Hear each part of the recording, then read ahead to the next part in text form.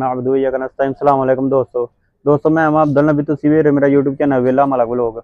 अज असी आए हैं जनाब माशाल्लाह बाबा गुजर साहब की छत से तुहानू जिहड़े पिछले जुम्मे उड्डे हैं कबूतर कप ते उन्हां दा शो कराने ते जनाब माशाल्लाह शो कराने केड़ा नस्ल का कबूतर जिहड़ा ना पिछले जुम्मे इन्हां ने उड़ाया साडे नाल आ रहे हो जी।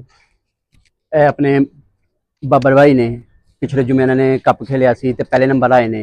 उन्हों की पूरी टीम है जिन्होंने मेहनत की है, रंग लाया ते पहले नंबर आए ने।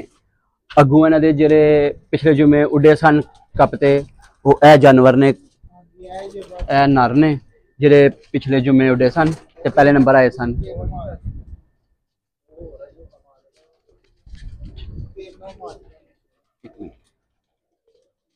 जिन्ने भी नर ने सारे घर के बच्चे ने, नर ने मादियां ने। अज भी बहुत अच्छी परफॉर्मेंस दी इन्होंने मादियां।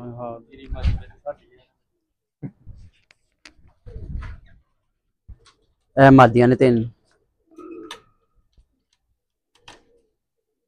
इन्होंने कबूतर ने पिछले जुम्मे जो इन्होंने विनर किया अज भी इंशाअल्लाह बाफदले खुदा बहुत अच्छी परफॉर्मेंस दी है। उम्मीद है इंशाअल्लाह किसी ना किसी होंगे इंशाअल्लाह।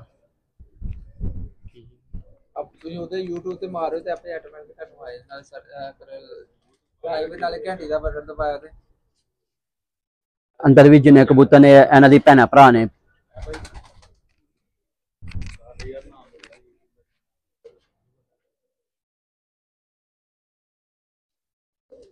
जनाब है माशाल्लाह अज कप च कबूतर उड्डे हैं, तीन परली साइड ते ने ते चार कबूतर है ने। देखो एक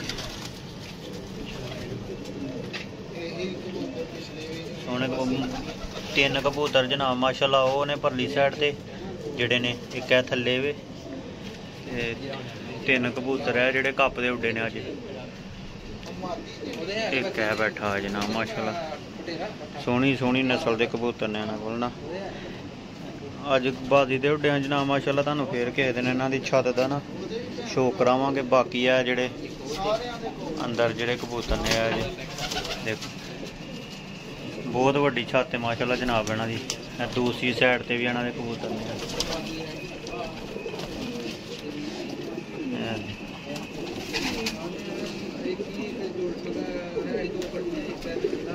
अज फिलहाल है थके ने कबूतर इंशाअल्लाह ना अगले जुम्मे आवांगे तुहानू कबूतरां दा पूरा शो करावांगे।